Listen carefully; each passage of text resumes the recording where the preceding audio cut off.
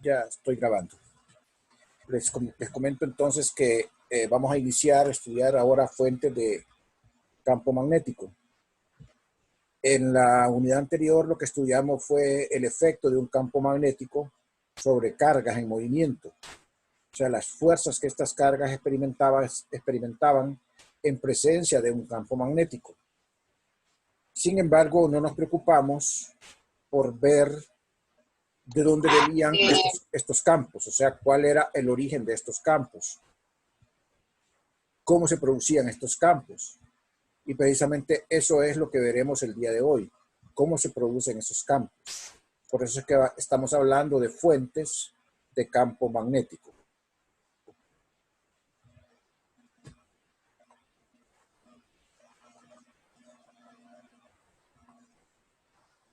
Entonces el contenido va alrededor de la ley de Biot-Savart, la fuerza magnética entre conductores y la ley de Ampère. Ese es el contenido de esta presentación. Sin embargo, voy a completar yo con otra presentación en la cual veremos dos temas adicionales, que es el campo magnético producido por un solenoide y la ley de Gauss para magnetismo. Esos serían los 5 temas que incluiríamos en este capítulo. Primero vamos a comenzar hablando entonces de la ley de Biot-Savart. La ley de Biot-Savart establece las características relacionadas con el campo magnético. Todas estas características se descubrieron mediante experimentos y posteriormente permitieron establecer el desarrollo matemático de la expresión para el campo magnético. La primera característica es que el campo magnético es perpendicular a la dirección de la corriente y al vector de posición relativa de donde se mide el campo magnético hasta la fuente, el elemento de corriente. Voy a estarme movilizando hacia la figura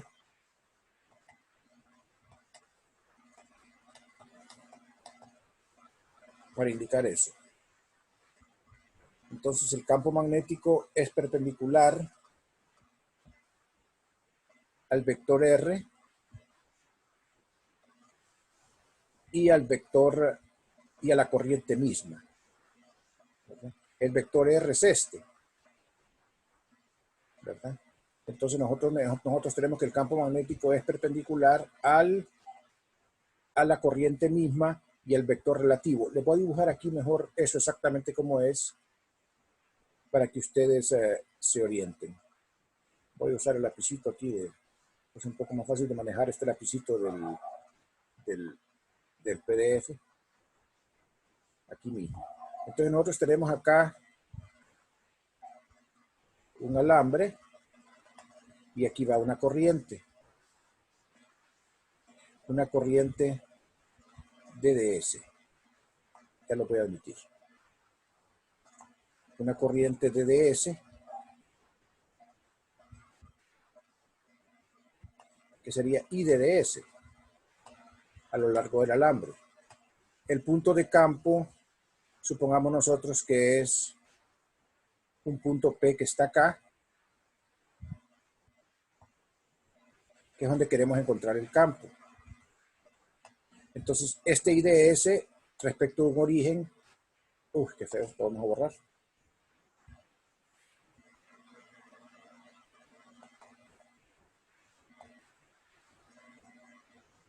Este IDS respecto a un origen,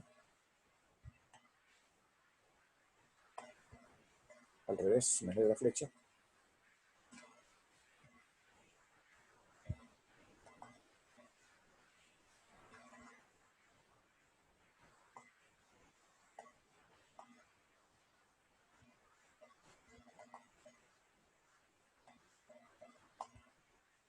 Respecto a un origen, está localizado por un vector de posición dado, digamos, R'. Le vamos a llamar R' a este vector de posición.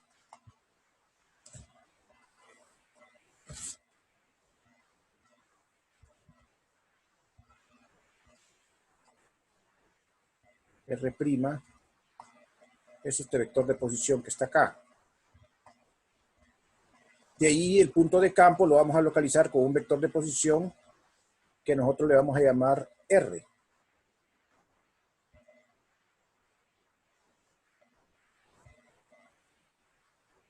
En este caso, en vez de llamarle a este R, le voy a llamar a este R grande, para no confundir.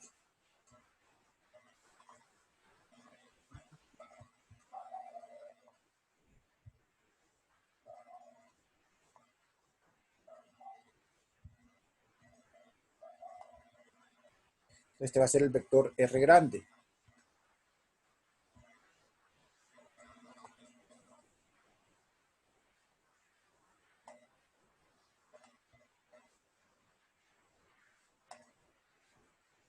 Y entonces el que importa para determinar la ley de Biot-Savart es el vector este que va de acá, desde donde está la fuente al punto de campo. Este que está acá. A ese es al que le llaman R aquí en la fórmula. Que ahí no está muy claro, pero ese es el R en la fórmula. El vector que va de donde está la, o sea, justamente aquí está escrito, pero es un vector relativo porque es la diferencia entre R' y R. O sea, entre el punto de campo que se localiza desde un origen y el vector R' que localiza la fuente. Entonces son tres vectores, como pueden ver. El vector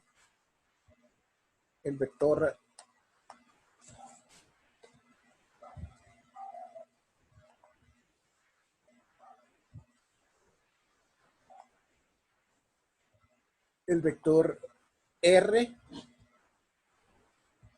¿verdad? El vector R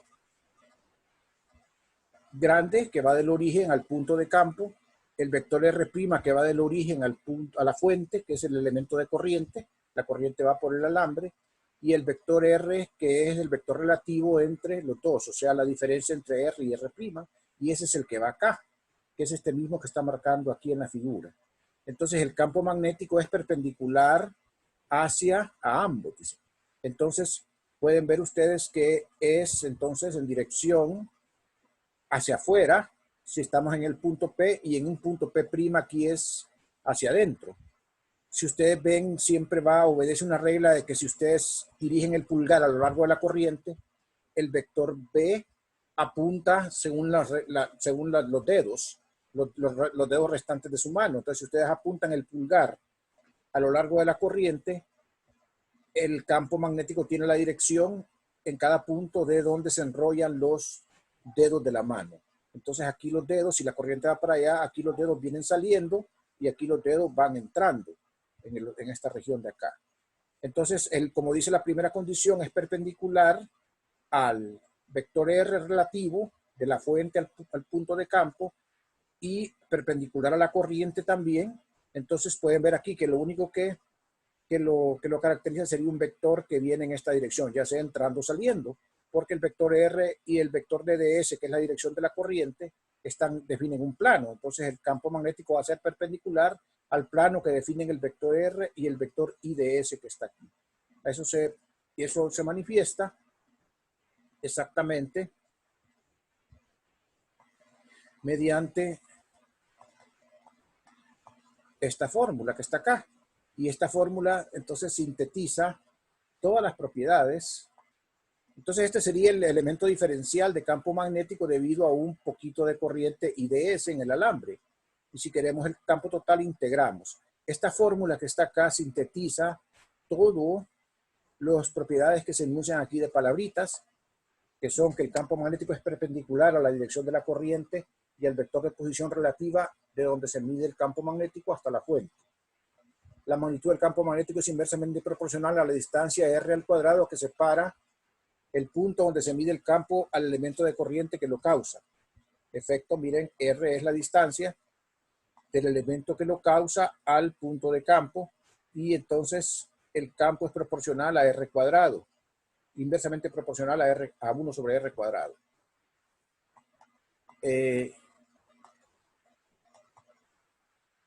La otra característica es que la magnitud del campo es proporcional a la corriente y a la longitud del elemento de corriente. Entonces, eso se ve a través de este producto acá, DDS cruce, DDS y R. Y además el campo magnético es proporcional al seno del ángulo entre los vectores de posición relativa, o sea, el vector R que está acá, que está visto aquí, el vector R, ¿verdad? Que está visto acá, este es R unitario, ¿verdad? Que sería un vector en esta dirección, en esta figura aquí roja. Y digamos, entonces el ángulo que forman el DS y el R. Entonces, en este caso, el vector, la fórmula que mejor se acondiciona todas esas propiedades es este producto cruz que está acá. Entonces, el campo magnético es mu sub 0 sobre 4pi IDS cruz R entre R cuadrado. Este es el campo magnético de un elemento diferencial producido por un IDS. Producido por un IDS. Si yo tengo un alambre, entonces yo integro sobre todo el alambre esa expresión para obtener el campo magnético total. Miren que la expresión es más complicada que la expresión del campo eléctrico, porque la expresión del campo eléctrico no involucraba ningún producto cruz. Involucraba nada más la diferencial de carga y el R cuadrado. Aquí aparece otra vez, así como 1 sobre 4pi epsilon 0, aparece una constante mu sub 0 sobre 4pi. Esta constante mu sub 0 sobre 4pi es una característica, digamos, mu sub 0 se le llama la permitividad magnética y ese es su valor en el vacío. Entonces, esa cantidad tiene un valor constante, ya lo vamos a buscar, está tabulado, ya lo vamos a escribir. ¿Cuánto es su valor constante? Creo que no lo menciona. Aquí está, ¿ve? Mi sub 0 es 4pi por 10 a la menos 7 teslas por metro entre amper. Es una constante, entonces. Es el papel similar al de epsilon sub 0. Ese es mi sub 0 que está ahí. Entonces, se trata de localizar en cada problema a dónde va el DDS, cuál es el vector R unitario y definir el R para poder hacer la integral y hacer el cálculo entonces del campo magnético. Vamos a hacer varios ejemplos mañana. Vamos a ver uno aquí que es el más simple, que es el campo de un anillo filamental. Vamos a suponer que este es un anillo, perdón, anillo no, una línea de corriente, un filamento de corriente, es una corriente filamental recta, que es un caso relativamente sencillo. Entonces por aquí circula una corriente I. Entonces acá nosotros tenemos que calcular el campo en un punto P situado en la línea media, ¿verdad? En la línea media en la bisectriz que bisecta el anillo, la línea en dos partes. Entonces el DDS es un vector que va siempre a lo largo de la corriente. Entonces escogemos un DDS acá, cualquiera. Definimos entonces el vector R que va del DDS al punto de campo. Entonces ese aquí vector R tiene magnitud de R y dirección de R unitario. Y entonces el DDS, dado de que este caso nosotros escogemos el eje X a lo largo de la línea, el DDY, el Y va a lo largo perpendicular. Entonces esos son los ejes. Y nosotros queremos el campo magnético a una distancia A de la línea de corriente, del filamento de corriente. Miren entonces que ya tengo definido el DDS, que sería en magnitud DDX. Tengo el R que va escrito acá. Y entonces yo puedo encontrar todas las demás cantidades que involucran para calcular el campo magnético. Acuérdense la fórmula nada más, escríbanla en un papel, que la fórmula es DDB igual a mu sub 0 sobre 4pi IDS cruz R. Este es un R unitario. Por favor, aquí hay que corregir, porque ahí se les fue a los muchachos que escribieron esto, que lo typearon en látex, se les pasó. Entonces este es realmente un R unitario. Entonces, aquí está correctamente escrito abajo, aquí. Ok, entonces nosotros tenemos que hacer esta operación. DDS cruz R entre R cuadrado. Bueno, les repito nuevamente en nuestro ejemplo. DDS es un vector que va, o es un elemento de línea que va a lo largo de la corriente. Escogí este que está acá. R es el vector que va desde el DDS hasta el punto donde queremos calcular el campo. Es este que estamos señalando aquí. Entonces, esta es la distancia a la cual quiero calcular yo el campo, a una distancia A del centro a una distancia A de la línea de corriente. Entonces, DDS es DDX en magnitud porque está orientado al eje X a lo largo del filamento, de la lámina. Bien, entonces con eso, DDS cruz R, ¿qué sería?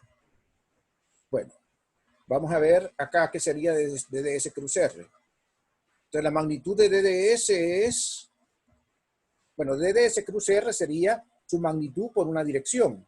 La dirección claramente de DDS cruz R es K unitario, porque DDS va en dirección de X. Si roto DDS sobre R en este plano, es una rotación levógira que hace un tornillo de rosca izquierda, afloja o aprieta, afloja, o sea que viene saliendo. Y en este sistema de coordenadas, el vector X unitario es el que viene saliendo del plano. Entonces, por esa razón, DDS cruz R tiene dirección de Z unitario, ¿verdad? Es como vector. Tiene dirección de Z unitario. Miren, roto DDS sobre R, miren la rotación, es una rotación contra manecillas del reloj. Entonces, es levógira y por lo tanto es un tornillo de rosca izquierda que está rotando a la izquierda y va a salir. Entonces, viene hacia nosotros en dirección de Z unitario. Entonces, este producto cruz va a ser su magnitud por el vector de dirección que es K unitario. Ahora solo escribimos la magnitud.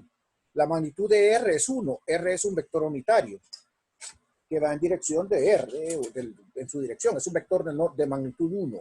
Entonces es 1 por la magnitud de DDS, que es DDX, por el seno del ángulo que forman DDS y DDX. Podemos ver que, perdón, DDS y R.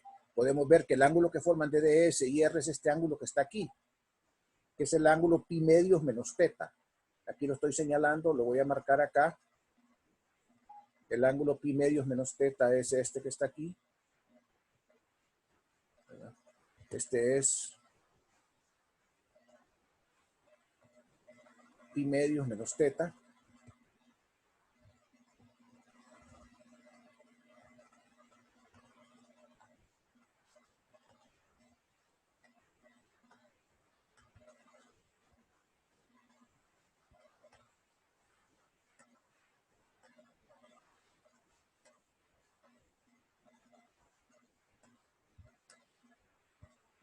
Porque teta y ese ángulo están en triángulo rectángulo, y entonces ese ángulo es exactamente pi medios menos teta.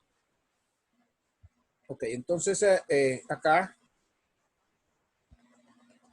es el seno por definición del producto cruz, y el seno de pi medios menos teta nosotros sabemos que es el coseno de teta. Entonces esto sería el DDS cruz R. Entonces miren que ya tienen ustedes prácticamente escrita esta parte, el numerador de la expresión que van a integrar, o si quieren de la expresión esta que está acá, que les da el DDB. Tienen escrito el numerador. Entonces, ahora nosotros pasamos acá entonces a escribir la expresión total de DDB, que va a ser DDB por K unitario. Sabemos que DDB va en dirección de K unitario porque ya vimos que es la dirección esta de DDS cruz R, y entonces es mu sub 0 i entre 4 pi coseno teta de x entre r cuadrado. Solamente sustituí en la expresión para DDB lo que era DDS cruz R, que es coseno teta de dx, copié el mu sub 0 sobre 4 pi y copié el r cuadrado. Ahora entonces vamos a escribir ese r cuadrado de manera explícita. Nosotros tenemos que r es a entre coseno teta y x es menos a tangente de teta. Solo vamos al triangulito para verificarlo. X es a, X es el seno de teta, sabemos entonces que es x entre r, y la tangente de teta es a entre x.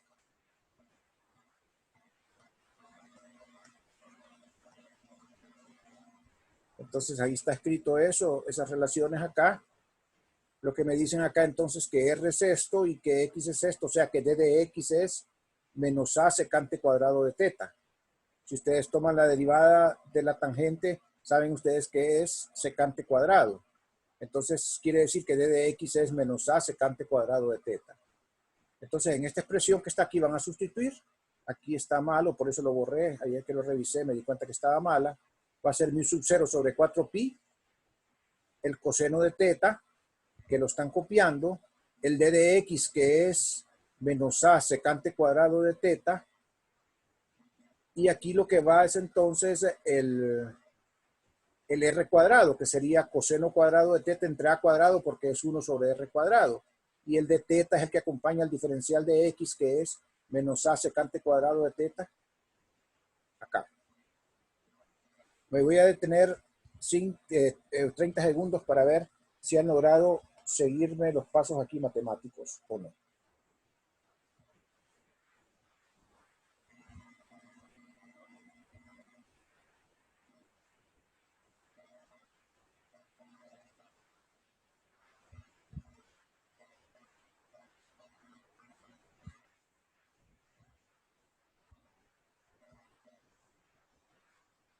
Bueno, entonces el producto coseno cuadrado por secante cuadrado es 1, ¿verdad? Acuérdense que la secante es 1 sobre coseno. Entonces este término da 1. Un A de arriba se cancela con el A cuadrado de abajo y entonces solo nos va a restar este coseno en la expresión. Quiere decir que entonces la integral va a ser mu sub 0 menos mu sub 0i sobre 4pi integral desde teta 1 hasta teta 2 de coseno teta, donde teta 1 y teta 2 serían los ángulos que definirían desde el extremo izquierdo y desde el extremo derecho de la línea. Es una línea finita, no es una línea infinita todavía. Ok, entonces tenemos acá que sería teta 1, el ángulo que correspondería aquí al extremo izquierdo, y teta 2 al ángulo que correspondería al extremo derecho. Entonces, si hacen esa integral muy facilita, el valor de esa integral es el seno, y como va evaluado entonces es el seno, y entonces va evaluado entre teta 2 y teta 1, y el signo menos cambia aquí los límites, entonces sería seno teta 1 menos seno teta 2. Ese sería entonces el valor de la magnitud del campo magnético. ¿Cuál es su dirección? Pues la dirección es en la dirección de Z unitario, o sea, en este caso Z unitario. Si tomamos que el plano de R y de la corriente del IDS es el plano de la computadora, del papel, si ustedes están viéndolo para abajo, entonces el vector de campo viene hacia nosotros, dada la figura que tenemos allá.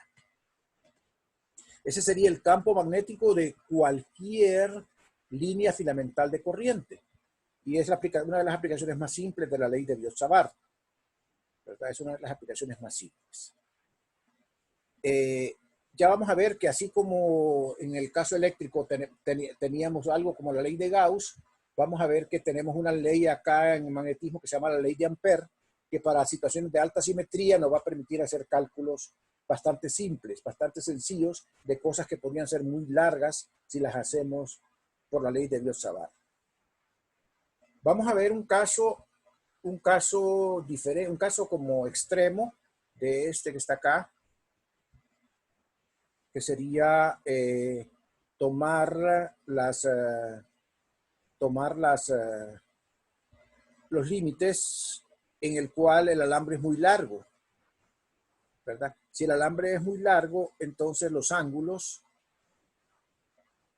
si el alambre es muy largo, vamos a ver otra vez en la figura, si el alambre es muy largo, el ángulo teta 1 se abre para acá y sería menos pi medios, ¿verdad? Si el alambre es muy, muy, muy largo, lo van a extender ustedes tanto que prácticamente esto va a quedar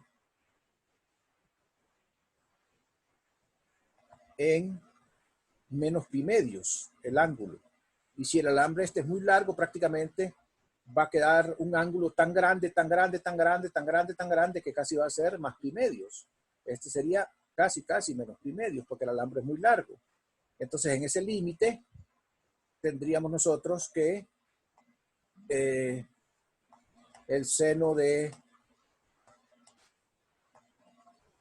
¿verdad? Que el seno de pi medios es, el seno de pi medios es 1 y el seno de menos pi medios es menos el seno de pi medios, que es 1, entonces daría 1 más 1 da 2, este 2 cancelaría el 4 y quedaría B igual a mu sub 0 I sobre 2 pi A, que es el campo magnético para una distribución, para una línea infinitamente larga de corriente a una distancia A de la línea. Ese cálculo se va a poder hacer fácilmente por la ley de Ampère, directamente sin hacer mucho cálculo, para una línea larga. Para una línea corta como esta, había que hacer todo este cálculo de acá. Voy a dejar ahorita el tiempo que resta por si quieren comentar, porque ya me pidió el tiempo el Zoom. Entonces voy a esperar acá. De lo contrario, entonces vamos a parar 5 minutos para seguir con la clase.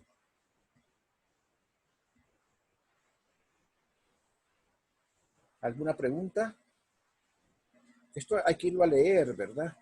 Ya está en el portal esta presentación, junto con la otra que tengo acá para que la lean. Hay que leer el libro, ahí está esto en el libro bien clarito, bonitos dibujos y todo. Hay que leerlo para poderlo asimilar, ¿verdad? Despacito.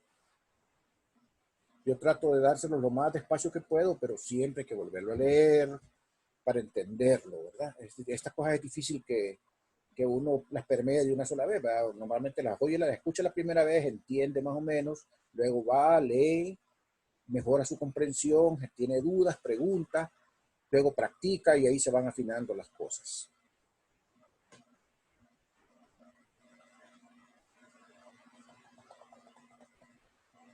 Bueno, para no dejar suelto esto, que lo que sigue, que es fuerza magnética entre conductores, voy a parar ahorita esta presentación y voy a abrir otra dentro de 5 minutos, ¿ok? Entonces estén por ahí cerquita para que abramos la otra parte del conversatorio, de la clase. Entonces ahorita voy a cerrar esto, ¿ok?